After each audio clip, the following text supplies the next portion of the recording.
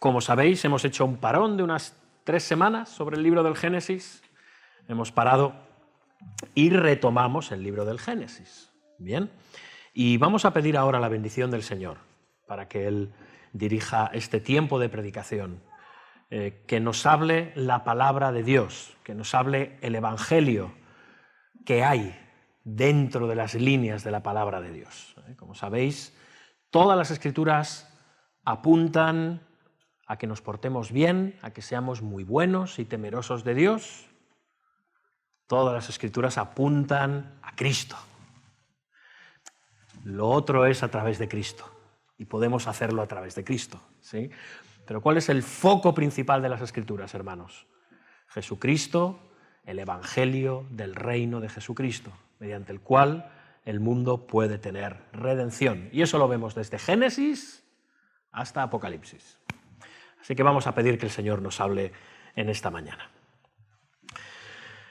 Padre Dios nuestro, venimos ante ti en esta mañana, agradecidos y gozosos por la salvación que tú nos has dado en Jesucristo, Señor.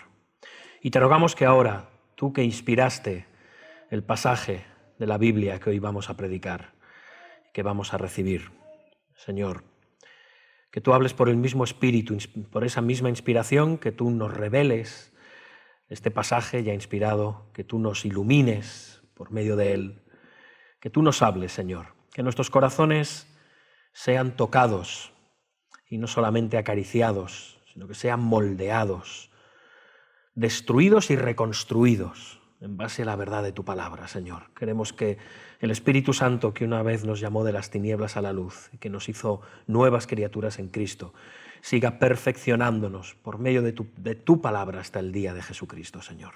Es lo que te rogamos.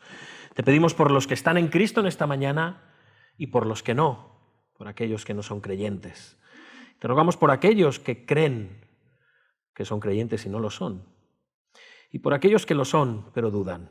Señor, tu Evangelio y tu palabra tienen poder para todos y cada uno de nosotros. No estamos exentos. Que tu palabra hoy no vuelva a ti vacía. Así que te rogamos todas estas cosas por medio de aquel que es nuestro Salvador y Redentor, nuestro Señor y Rey, Jesucristo. Amén. Amén. Amén. Hermanos, volvemos a Génesis. Tenemos ya un recorrido amplio a lo largo de este libro bíblico y llegamos al capítulo 22. Y hermanos, el capítulo 22 es el clímax, por así decirlo, el cenit, la cima de la montaña de la historia del patriarca Abraham. Este pasaje, hermanos, es clave para acabar de afirmar todas las promesas hechas a Abraham de parte de Dios. Desde que salió de Ur de los Caldeos, unos 25 años atrás del pasaje, o quizá un poquito más, ya cerca de 30 o 35 años ya, desde que salió de Ur de los Caldeos, hasta este preciso momento, hasta este pasaje de Génesis 22. De hecho, en este pasaje ya no nos queda duda de lo legítimo del llamamiento de Dios a Abraham. Tampoco nos queda duda de la sinceridad de la fe de Abraham, una fe que no es perfecta, pero que es verdadera fe en las promesas de Dios y en la palabra de Dios. En el pasaje anterior, si recordáis, vimos cómo Dios garantiza un futuro de paz para Abraham y también para Isaac en la tierra de los filisteos. ¿Recordáis aquel pacto que se hace en Berseba? Bien, el pacto en el pozo. Y de hecho, aquí en Berseba, en Gaza, donde ahora hay tanto conflicto, curiosamente, es el último sitio en el que Abraham va a vivir. Y de hecho, aquí, en la tierra de los filisteos, en Gaza, es donde mayormente Isaac pasó el resto de su vida. Así que esto nos lleva a este pasaje, y vamos a leerlo, en Génesis capítulo 22.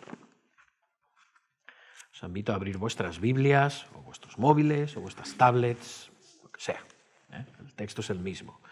Usamos la versión Reina Valera de 1960 de la Biblia y dice así, Génesis capítulo 22, versículos del 1 al 19. Aconteció después de estas cosas que probó Dios a Abraham y le dijo, Abraham, Y le respondió: heme aquí. Y dijo: toma ahora tu hijo, tu único, Isaac, a quien amas, y vete a tierra de Moría, y ofrécelo allí, en holocausto, sobre uno de los montes que yo te diré. Y Abraham se levantó muy de mañana, enalbardó su asno, y tomó consigo 2 siervos suyos, y a Isaac su hijo, y cortó leña para el holocausto, y se levantó, y fue al lugar que Dios le dijo. Al tercer día alzó Abraham sus ojos, y vio el lugar de lejos. Entonces dijo Abraham a sus siervos: esperad aquí con el asno, y yo y el muchacho iremos hasta allí y adoraremos, y volveremos a vosotros. Y tomó Abraham la leña del holocausto, y la puso sobre Isaac, su hijo, y él tomó en su mano el fuego y el cuchillo, y fueron ambos juntos.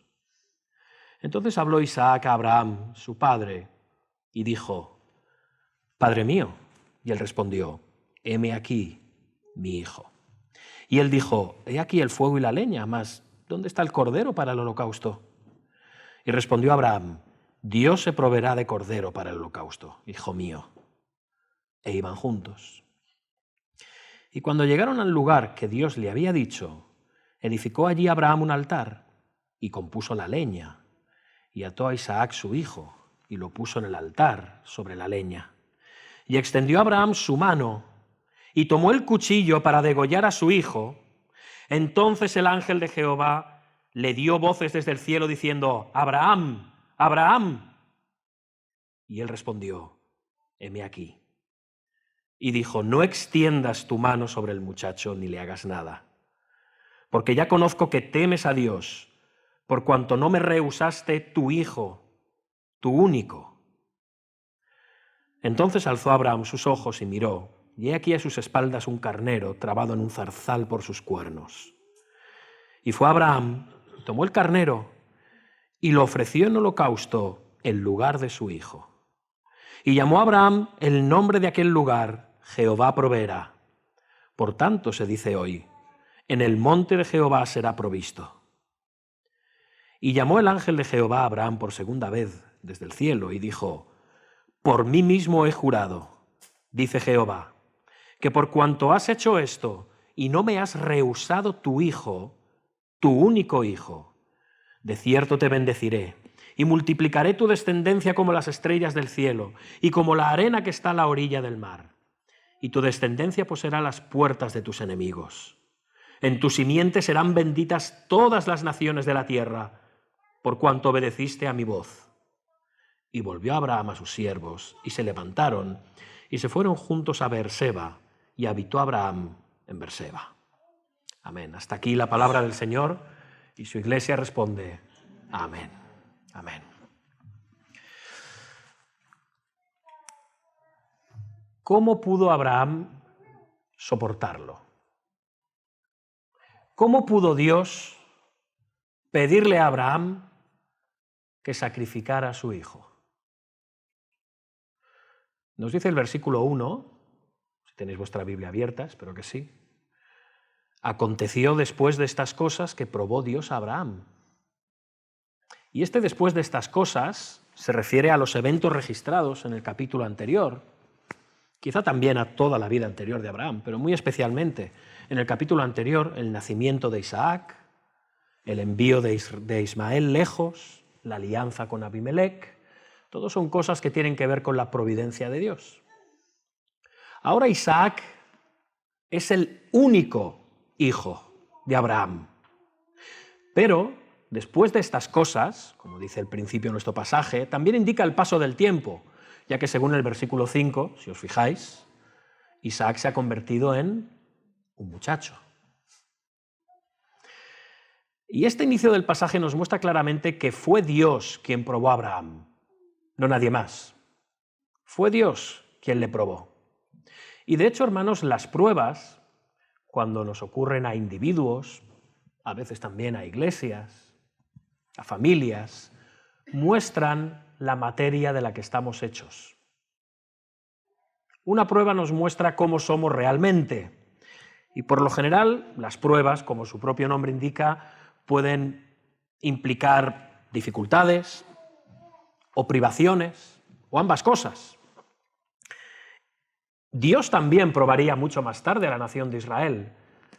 Y Moisés dice, ¿por qué? Dice, para afligirte, para probarte, para saber lo que había en tu corazón, si habías de guardar o no sus mandamientos. Este era el propósito de la prueba. Así que Dios le da a Abraham esta prueba final para ver qué hay en el corazón de Abraham, si él seguiría sus instrucciones o no. Ahora bien, cuán desconcertante debió de ser esta prueba. Y la vemos desde la perspectiva de un padre. Curiosamente a Sara no se la menciona en el pasaje. Ni siquiera tenemos claro que Abraham le dijera nada a Sara de todo esto. No sé, madres, ¿os imagináis? Yo creo que no le habría dejado salir Sara a Abraham con su hijo. Dios le pide en el versículo 2, fijaos, toma ahora tu hijo, tu único, Isaac, a quien amas, y vete a tierra de Moria, y ofrécelo allí en holocausto sobre uno de los montes que yo te daré. Te diré. Pero de nuevo, ¿cómo podía Dios pedirle al patriarca Abraham que matara a su hijo? Eran los pueblos cananeos, aquellos que no respetaban la vida humana en absoluto. Aquellos que ofrecían sacrificios humanos, incluso de los propios hijos. Pero Dios se oponía al asesinato. Dios se oponía a matar criaturas hechas a su imagen. ¿Qué le había dicho a Noé? ¿Recordáis? El que derramare sangre de hombre, por el hombre su sangre será derramada. ¿Cómo Dios me puede estar pidiendo esto? Es más, si pensamos en los primeros lectores o oidores del libro de Génesis, las primeras personas que escucharon este pasaje leído eran el pueblo de Israel. Pero antes Dios les había dicho en el Sinaí, no matarás. Y esto sería un cortocircuito. ¿Cómo es esto posible? ¿Cómo podía Dios contradecir su propia ley pidiéndole a Abraham que ofreciera a su propio hijo como un holocausto? Sin embargo, para Abraham la petición de Dios sería aún más contradictoria, ya que Isaac, recordáis, era el hijo de la promesa. Cuando Dios llamó a Abraham por primera vez y le dijo que se fuera de su tierra, de su parentela, de la casa de su padre, debía dejar todo atrás, debía dejar todo su pasado, toda su entera vida atrás. Abraham no era un muchacho, era un hombre de 75 años cuando salió de Ur de los Caldeos. Toda una vida detrás para extenderse hacia adelante a una promesa. Dios le había dicho que le haría nación grande. Y tras 25 años de espera, Abraham y Sara reciben a Isaac. Y por fin hubo risa en la casa de Abraham, ¿recordáis? Esto es lo que quiere decir Isaac, risa. En Isaac se garantizaban todas las bendiciones que Dios le había hecho a Abraham, todas las promesas. A través de Isaac, Abraham se convertiría en una bendición para todas las familias de la tierra. Sin Isaac, esto no se haría realidad. Sin Isaac, esto no era posible. Isaac personificaba el cumplimiento de todas las promesas. Isaac además era el foco de todas las esperanzas de Abraham, como hombre, como padre. Y ahora Dios le pide a Abraham que ofrezca a Isaac en un altar en holocausto. Por cierto, un holocausto es un sacrificio que se quema hasta que no queda nada. Pero nada, solo cenizas. Todo desaparece, todo. Isaac, la risa, se iba a convertir en humo. Nada más que humo y cenizas. Pero había algo más en juego aquí. Y ya es suficientemente duro que Dios le pida a un padre que ofrezca a su hijo en sacrificio. Esto sería insoportable para Abraham. Pero es que había mucho más. Isaac era aquel mediante el cual venía la descendencia prometida de la mujer. Aquella descendencia que aplastaría la cabeza de la serpiente edénica. O sea, que es como dice Juan Calvino en su gran comentario sobre el Génesis, Toda la salvación del mundo parecía que iba a perecer y extinguirse. Se acabó. Ya está. Y Dios era consciente de lo insoportable de la prueba que puso Abraham. Fíjate en la fuerza dramática del versículo 2. Toma a tu hijo, tu único, Isaac, a quien amas, y ofrécelo en holocausto. Y si leéis, no tenemos tiempo para esto, todo el pasaje está lleno de expresiones como mi hijo, hijo mío. Todo el rato, 10 veces aparece la palabra hijo en el pasaje. Para dar a entender la dureza, lo dramática que era esta prueba. Era su hijo amado, a quien amaba. Y ahora Dios le dice, ofrécemelo en holocausto. Y ahora se consumiría mi hijo totalmente en sacrificio, no quedaría nada, sería como si Sara nunca hubiera dado a luz a Isaac. Su futuro, el futuro de Abraham, se convertiría en humo. Se acabó. No había esperanza para este muchacho. ¿Te imaginas lo que debió pasar por la mente de Abraham? ¿Realmente Dios me ha pedido esto? ¿Es Dios quien me está hablando? ¿Es la voz de Dios la que yo estoy escuchando? ¿O es que Dios me está queriendo hacer pasar un mal rato? ¿Dios me está haciendo pasar una mala pasada? ¿Cómo podía Dios pedirle esto a Abraham? Si todo el futuro depende de Isaac. Pero nos dice el versículo 3, y Abraham se levantó muy de mañana, lo cual da a entender que esto posiblemente ocurrió de noche, quizá en un sueño o en una voz, no sabemos. Enalbardó su asno y tomó consigo 2 siervos suyos y a Isaac su hijo y cortó leña para el holocausto y se levantó y fue al lugar que Dios le dijo. Moisés, que es quien escribe Génesis, nos narra meticulosamente todo lo que Abraham hizo. ¿Pero os dais cuenta que Abraham no dice ni una palabra? Abraham no se había quedado callado, por ejemplo, ¿recordáis? En el juicio de Sodoma y Gomorra. Él argumentó con Dios. O aun cuando él veía que no tenía descendencia, él discute, conversa, le replica a Dios. Es como que no dice nada. Cero. Y como decíamos antes, seguramente tampoco le dijo nada a Sara. Abraham, ¿sabéis lo único que hace en este pasaje? Obedece. Posiblemente la cosa más rara y absurda que le han pedido, desde su perspectiva humana, la cosa más loca, y si hay alguien aquí que no está en el Señor dirá, claro, es que la Biblia está llena de cosas raras, ¿cómo le puede Dios pedir esto a un hombre? Pues si estás sin Cristo, si no conoces mucho de las Escrituras, también te puedo decir que también esto lo pensamos nosotros, los cristianos, como también nos cortocircuita esta petición. Aunque sepamos la historia, cada vez que leemos este pasaje nos genera un conflicto. Porque desde una perspectiva humana ves un punto de sadismo que no puedes explicar, de crueldad, de absurdo. Así que, amigo no cristiano, no estás solo. Es realmente difícil. Pero ¿qué hace Abraham ante la cosa más difícil que Dios le ha pedido ni le pedirá? Obedece. No habla. Y nos sigue diciendo el pasaje que viajan durante 3 días. Que también uno puede decir, oye, ¿por qué eligió el Señor un lugar tan distante? Porque a un día de camino podría haberlo hecho, ¿no? O a 2 horas de camino era suficiente. O incluso a media hora de camino, suficientemente lejos como para que Sara ni se enterara. 3 días de camino.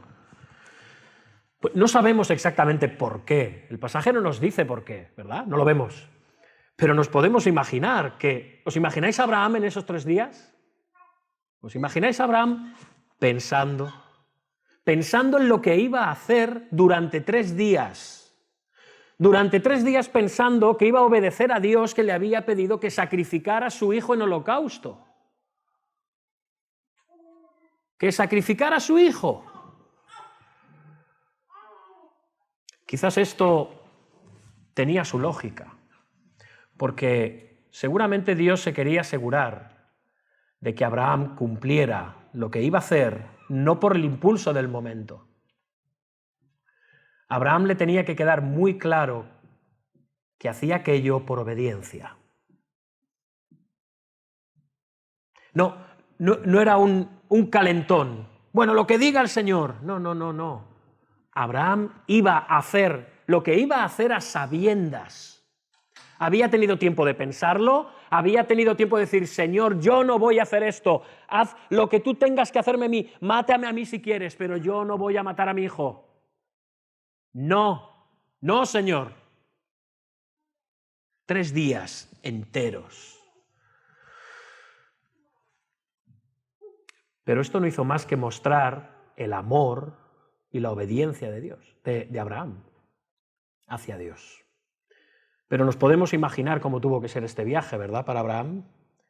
Solo él sabía el propósito real del viaje. No lo sabían los 2 siervos, no lo sabía Isaac.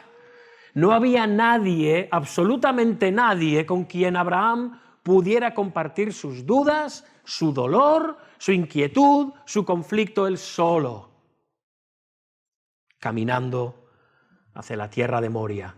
Y al 3er día ven a lo lejos el lugar, versículo 5. ¿Sí?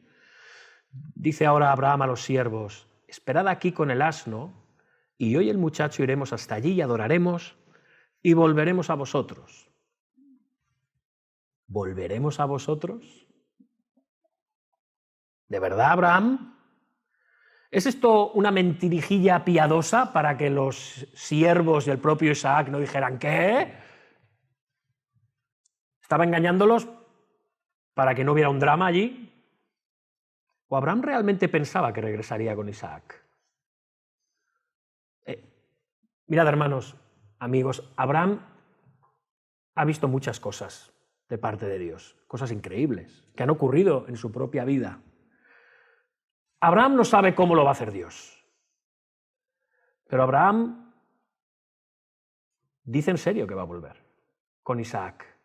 Y estas palabras armonizan con lo que dice Hebreos, capítulo 11. Por cierto, ¿sabéis cuál es el mejor comentario del Antiguo Testamento que existe?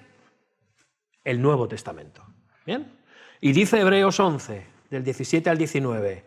Fijaos, aquí parece que Abraham expresa una especie de fe primigenia en la resurrección. Dice allí Hebreos, el autor de Hebreos, por la fe Abraham, cuando fue probado, ofreció Isaac, y el que había recibido las promesas ofrecía su unigénito, habiéndosele dicho, en Isaac te será llamada descendencia, pensando que Dios es poderoso para levantar aún de entre los muertos, ¿sí? En donde, en sentido figurado, también le volvió a recibir. Y el versículo 6 nos dice ahora que tomó Abraham, fijaos, la leña del holocausto y la puso sobre Isaac su hijo, y él tomó en su mano el fuego y el cuchillo. Y es curioso porque Isaac, el jovencito, lleva la carga más pesada, la leña, aquella en la que él va a ser puesto. Y Abraham lleva los elementos peligrosos, el cuchillo y la antorcha con el fuego. Podemos decir que el hijo es la víctima y el padre es el ejecutor, el verdugo. Y como hemos dicho, Isaac no era un niño, era un muchacho. No sé, quizás de la edad de Joel, no lo sabemos, o de Daniel. Era un muchacho. No era un jovencito ya, no era un niño. Estaba tirando a joven. Así que se daba cuenta de las cosas. No iría por allí recogiendo florecillas y persiguiendo mariposas por el monte. Y le pregunta a su padre, Padre mío, he aquí el fuego y la leña, mas ¿dónde está el cordero para el holocausto? ¿Y qué va a responder ahora Abraham? Le va a decir, la horrible verdad? Pues Abraham responde, Dios se proveerá de cordero para el holocausto, hijo mío. Y de nuevo podemos preguntarle, otra mentira piadosa de Abraham, ¿no? No, Abraham no está engañando a su hijo. El patriarca lanza la pelota al tejado de Dios. Mira, yo no sé nada, pero Dios va a hacer algo. Yo sé que Dios va a hacer algo. Por así decirlo, si Dios me ha prometido que en Isaac serán cumplidas todas las promesas, Dios proveerá. Así que esto también evidencia no solo su obediencia, sino su fe en Dios y en sus promesas. Y finalmente llegan al lugar donde será la ofrenda, versículo 9, y de nuevo, si os fijáis, Moisés, que escribe el Génesis, es muy meticuloso, como diciendo, mira, Abraham tiene tiempo de sobras de arrepentirse, pero él hace todas las cosas meticulosamente, construir un altar y todo lo que dice aquí no era una cosa que hicieras en 2 minutos.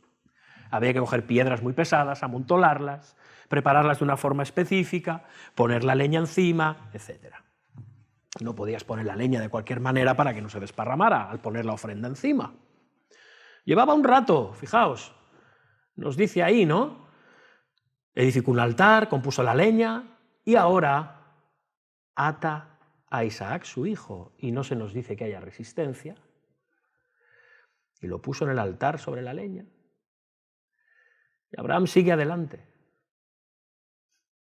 Confía tanto en Dios que le va a ofrecer no solo a su hijo, le va a ofrecer todo su futuro.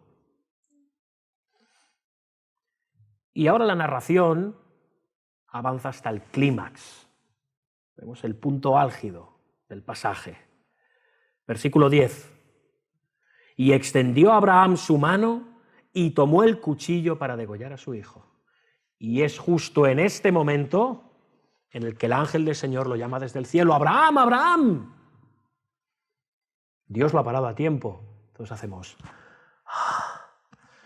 Y aunque hayamos leído este pasaje muchas veces, creo que todos hacemos... Sí. Y responde, heme aquí. Y le dice el ángel del Señor, hablando en representación de Dios, no extiendas tu mano sobre el muchacho ni le hagas nada, porque ya conozco que temes a Dios por cuanto no me rehusaste tu hijo, tu único. Aquí temer a Dios no significa que Abraham le tenga miedo a Dios, sino que obedece los mandamientos de Dios sin reserva alguna. Dios le ha pedido a Abraham que ofrezca a su hijo, y Abraham ha demostrado que está dispuesto a obedecer hasta las últimas consecuencias. Y esto nos lleva al versículo 13. Entonces alzó Abraham sus ojos y miró, y he aquí a sus espaldas. ¿No lo habían visto antes? ¿Sabes lo que es un carnero, no? No es precisamente pequeñito, trabado por los cuernos en un zarzal. Seguramente estaría forcejeando. No lo habían visto antes, ¿no? A sus espaldas había un carnero. ¿De dónde había salido? ¿Estaba allí antes? Obviamente no estaba allí antes. Por supuesto que no. Si no, hasta es muy probable que Abraham al llegar al sitio hubiera dicho, uy, qué bien, menos mal, aquí está, esto es una señal del Señor. Cojo el carnero y sé lo que el Señor me está queriendo decir. No había nada. Nada. Aquel carnero era una provisión milagrosa y divina de parte de Dios. No había duda de ello. Cero.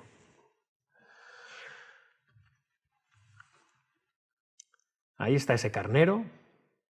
Y esto es algo maravilloso, porque dice, tomó el carnero y lo ofreció en holocausto en lugar de su hijo. Y aquí la fe de Abraham fue probada, pues Dios provee ese cordero literalmente. Y ahora lo ofrece en lugar de su hijo. Y debido a que el carnero muere, Isaac puede vivir. Y debido a que Isaac puede vivir, se empiezan a cumplir las promesas. Y en base a que se empiezan a cumplir las promesas, la nación de Israel puede llegar a existir y algún día llegar a ser nación. El carnero fue ofrecido en lugar de Isaac. El carnero fue ofrecido en lugar de Israel, el pueblo de Dios. Y sigue el versículo 14. Y llamó a Abraham el nombre de aquel lugar, Jehová proveerá. Y Moisés como narrador añade, por tanto se dice hoy, en el monte de Jehová será provisto. Esta es la tercera vez que se utiliza la palabra proveer en este pasaje. La tercera. La primera vez es cuando Isaac pregunta por el carnero y Dios le dice, y Abraham le dice, Dios se proveerá de cordero para el holocausto, hijo mío. Y una vez Dios ha proporcionado este cordero, entonces Abraham llama al lugar Jehová proveerá, Jehová Jireh en hebreo.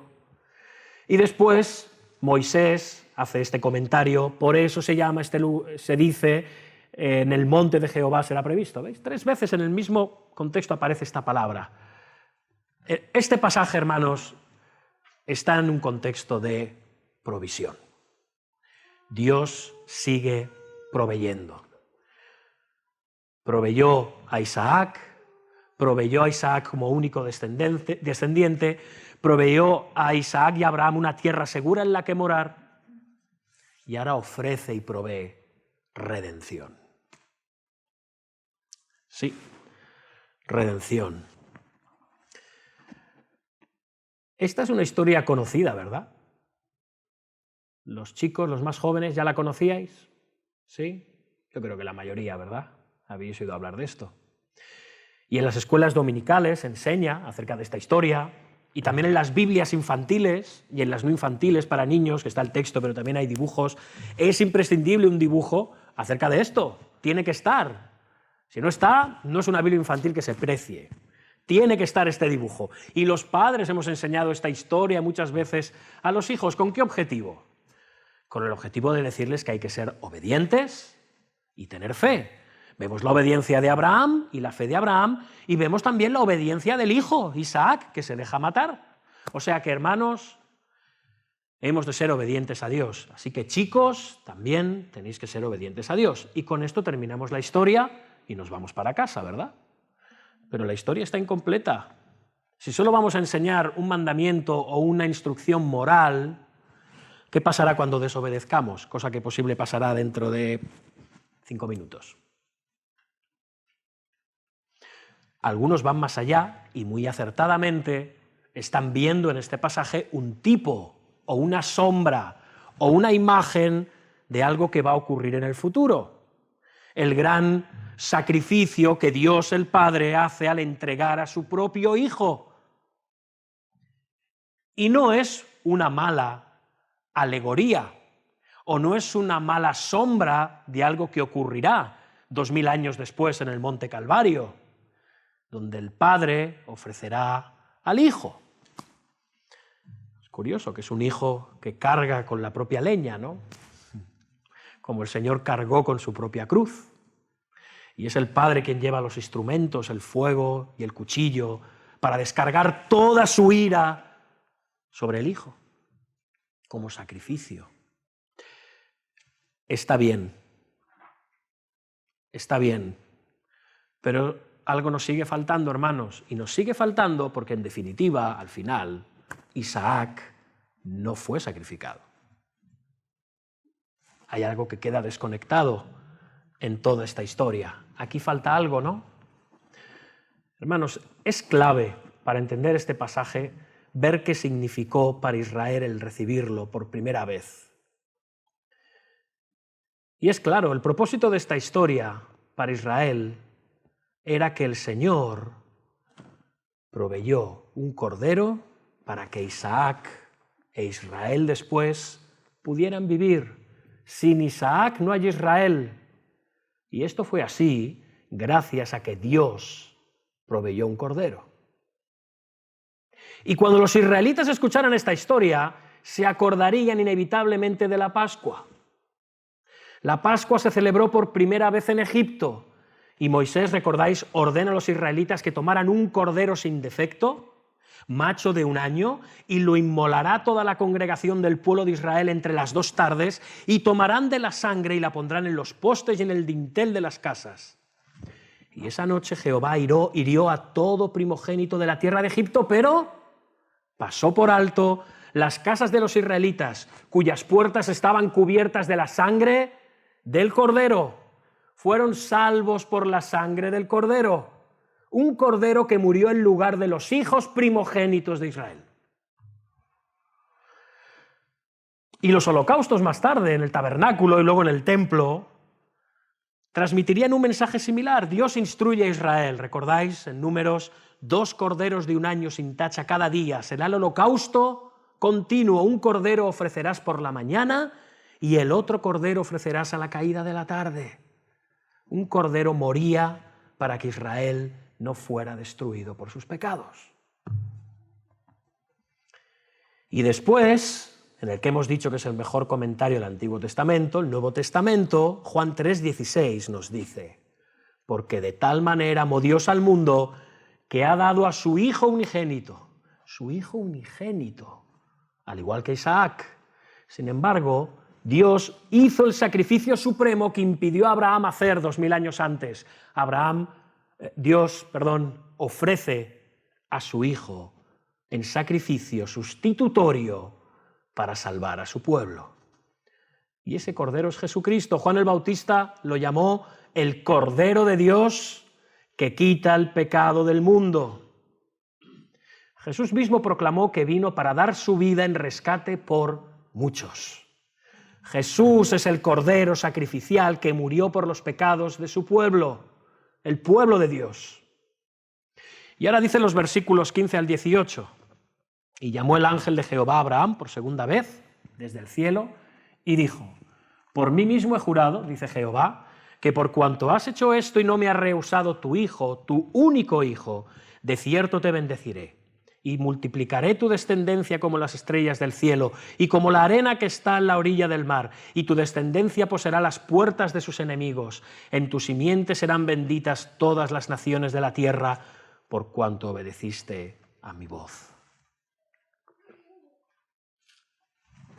Esta es la última vez que el Señor habla con Abraham en el libro de Génesis. 35 veces ha hablado Dios con Abraham y esta es la última. Ya está, no habla más. Y lo hace con un anuncio trascendental. Las últimas palabras de Dios a Abraham es afirmarle el pacto que ya le ha hecho antes, porque seguro que estas palabras os suenan, ya se han dicho antes en el capítulo 12, en el capítulo 17, etc. Pero aquí se están afirmando con unos matices muy interesantes. Son las últimas palabras de Dios a Abraham en las cuales se afirma el pacto de una manera como nunca Dios lo ha hecho. Nunca. ¿Por qué? Porque el Señor comienza hablando con el único juramento divino de todo el libro de Génesis. Por mí mismo he jurado. Por mí mismo, dice Jehová. Así que todas las promesas hechas a Abraham décadas antes ahora son aumentadas y garantizadas porque Dios jura sobre sí mismo. ¿Hay algo más grande sobre lo que Dios pueda jurar que sí mismo? Nada. El Señor había prometido hacer la simiente de Abraham tan numerosa como las estrellas de los cielos. Y ahora hace esta promesa, pero aún más enfática, al añadir, como la arena que está a la orilla del mar. Y el Señor había prometido a Abraham dar la tierra de los cananeos a la descendencia suya, pero ahora el Señor añade, y tu descendencia poseerá las puertas de sus enemigos. Y el Señor había prometido, serán benditas en ti todas las familias de la tierra, en ti, pero ahora le permite, le dice, en tu simiente, o sea, en tu descendencia, serán benditas todas las naciones de la tierra. Esta simiente fue primero Isaac, luego Jacob, luego Israel, hasta llegar más tarde a la simiente prometida, Jesucristo, el hijo de Abraham, según Mateo 1:1. Esta es la genealogía de Jesucristo, hijo de Abraham. Abraham. Y a través de esta descendencia se bendecirían todas las naciones de la tierra, porque Él es el Cordero de Dios que quita el pecado del mundo entero. Y después de su muerte y resurrección, Jesús, ¿qué hace? Envía a sus discípulos a hacer, ¿qué? Más discípulos, ¿de dónde? De todas las naciones. Dios proveyó su Cordero, su Hijo, el Señor Jesucristo, como sacrificio para que su pueblo escogido alrededor del mundo fuera salvo, pudiera vivir en todos los rincones del mundo. Y hay algunas cosas que me gustaría decir acerca de este sacrificio. Este es un sacrificio necesario. Desde el principio de este pasaje hemos dicho que Isaac está condenado a muerte porque su padre está decidido a sacrificarlo. Isaac no tenía esperanza. Era necesario que un cordero muriera en su lugar. E igualmente nosotros, si eres cristiano y si no, la necesidad es la misma. Venimos a este mundo heridos de muerte por el pecado, muertos en delitos y pecados, pero Cristo murió en sustitución por nosotros. La muerte de Cristo en la cruz era necesaria. No era opcional, era necesaria. Sin Cristo, el Cordero de Dios, no tienes esperanza ni futuro de salvación en este mundo. Ahora yo te pregunto, ¿lo crees? ¿Se evidencia esto en tu vida? ¿O ves el Evangelio como esa cosa que tú un día escogiste y decidiste hacer? Era necesario. Esto no es algo que tú escoges como el que escoge un jersey o un coche. Era necesario. Sin él estábamos perdidos. Ahora, otra cosa que sabemos, hemos visto del pasaje, este era un sacrificio divino. Dios mismo había provisto aquel cordero. Abraham confiaba en que Dios haría algo, tenía esperanza de que iba a volver con su hijo, no sabía qué, pero tenía esa fe. Le dice, Dios se proveerá de cordero. No sé cómo lo hará, pero lo hará. Y así fue. Hermanos, Dios mandó la solución. Dios mandó el sacrificio. Nuestro Señor Jesucristo es la solución última y definitiva, enviada por Dios. Es justo lo que necesitamos en el momento preciso. El ser humano está en gran necesidad sin Cristo. La religiosidad no puede salvarte. Las buenas obras no pueden salvarte. El intentar ser mejor cada día y no hacer daño a nadie no pueden salvarte. Todas nuestras buenas obras son trapos de inmundicia, dice Isaías, delante del Señor. No podemos sobornar a Dios con nuestras pequeñas buenas obras cuando permanentemente las estamos manchando con nuestros pecados. Necesitábamos que Dios enviara el sacrificio. Necesitábamos que Dios enviara la solución. Toda nuestra salvación es de Dios, no de nosotros. Y esto debería de ponerte de rodillas ante la gracia de Dios. Y debería de humillarnos, porque no hay ningún mérito en nosotros. La salvación es del Señor. El Cordero es de Dios y Él lo ha ofrecido para salvarnos. Y sin Él no hay solución. Y por último, este es un sacrificio sustitutorio. El altar, la leña, el fuego, el cuchillo estaban preparados para Isaac, pero el Cordero fue quien lo sufrió. El holocausto se realizó con el Cordero. Y así es con Cristo. Su cruz era nuestra cruz. Su tumba era nuestra tumba. Y Él la sufrió por nosotros. Nosotros éramos aquellos que debíamos sufrir bajo la ira de Dios. Debíamos de sufrir por causa de nuestros pecados, pero en nuestro lugar fue Cristo, el Cordero de Dios, quien lo sufrió. Cristo es tu sustituto, mi sustituto. Ese es el glorioso intercambio del que cantamos en el himno. Tú vives porque Cristo dejó de vivir en la cruz. Tú recibes el abrazo de Dios como Padre, como su Hijo, porque Cristo recibió la ira de Dios sobre él.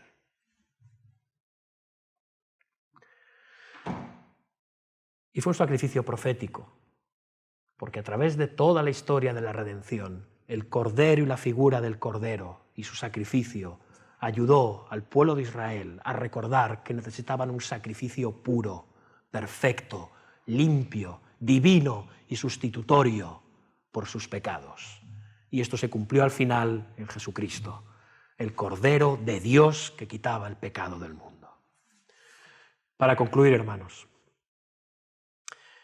hoy la gente se pregunta, y también muchos cristianos, que también son gente, no son otra cosa, ¿podemos realmente confiar en que Dios proveerá nuestra redención? ¿No será que me la tengo que ganar yo? ¿No será que tengo que hacer cosas para salvarme? ¿No debería de trabajar yo mismo para mi salvación? Y si Dios proveyó la redención, ¿por qué veo tan poco de redención en el mundo? ¿Por qué a veces me cuesta ver tan poca redención en mi propia vida? Aparentemente. Y Pablo responde a alguna de estas preguntas. Y lo hace en el pasaje que nuestro hermano David ha leído antes. Y de hecho, probablemente, muy altamente probable, con alta probabilidad, Pablo está aludiendo al versículo 16 de Génesis 22. Allí le está diciendo el ángel a Abraham, si os fijáis, por cuanto no me has rehusado tu hijo. No me has rehusado tu hijo, Abraham. Y dice Pablo a los romanos, si es por nosotros, ¿quién contra nosotros? El que no escatimó ni a su propio hijo, sino que lo entregó por todos nosotros, ¿cómo no nos dará también con él todas las cosas? ¿Quién acusará a los escogidos de Dios? Dios es el que justifica. ¿Quién es el que condena? Cristo es el que murió. Más aún, el que también resucitó, el que además está a la diestra de Dios, el que también intercede por nosotros. ¿Quién nos separará del amor de Cristo? ¿Quién? ¿O qué? ¿Tribulación, angustia, persecución, hambre, desnudez o peligro o espada? Yo no sé qué pruebas estás afrontando hoy en tu vida. Ni siquiera sé si luchas permanentemente con tu pecado, con tu indolencia, con tu maldad, con tu miseria. Te sientes incluso, ves a personas de este mundo que parecen tan buenas, tan íntegras, tan éticas, tan morales, y tú dices, yo soy un hijo de Dios y soy un desastre. Peco y recaigo. Y vuelvo a caer en lo mismo, Señor, ¿por qué? ¿O por qué tengo que estar pasando estas pruebas tan terribles en mi vida? ¿Por qué Dios me prueba de esta manera? Sí, Señor, yo sé que tú tienes un propósito, pero ¿por qué me pruebas de esta manera? Pero dice el apóstol Pablo, antes, en todas estas cosas, somos más que vencedores por medio de aquel que nos amó. Por lo cual, estoy seguro que ni la muerte, ni la vida, ni ninguna otra cosa creada nos podrá separar del amor de Dios, que es en Cristo Jesús, Señor nuestro. El Dios que impidió que Abraham ofreciera a su único hijo es el Dios que nos amó tanto que nos ofreció a su único hijo. Y ahora nada en absoluto nos podrá separar del amor de Dios, que es en Cristo Jesús, Señor nuestro. No importa cuán difíciles sean nuestras circunstancias, nuestras pruebas, nuestros pecados, nuestras caídas o recaídas en Él, podemos confiar plenamente en Dios para nuestra salvación, porque Él proveyó el Cordero para que Isaac y su pueblo, el pueblo de la promesa, hasta hoy, pudieran vivir. Él proveyó a su Hijo unigénito para que todo aquel que en Él cree no se pierda, mas tenga vida eterna. Sí, hermanos, Dios proveyó el Cordero. El Cordero es Cristo. Dios provee redención, siempre. Amén. Amén, hermanos. Vamos a orar.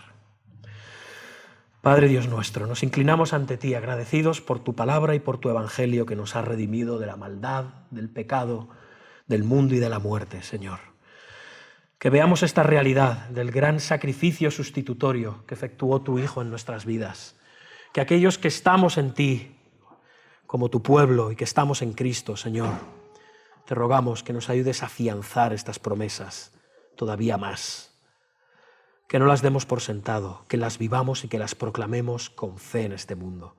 Y también, Señor, aquellos que están sin ti, aquellos que escuchan este pasaje o que quizá lo escuchen de otras maneras en otro momento, te rogamos por la salvación de todos ellos, a través de ese Cordero que tú inmolaste para salvar a todo pueblo, tribu, lengua y nación, Señor, Jesucristo. Y es a través de él que te lo pedimos. Amén.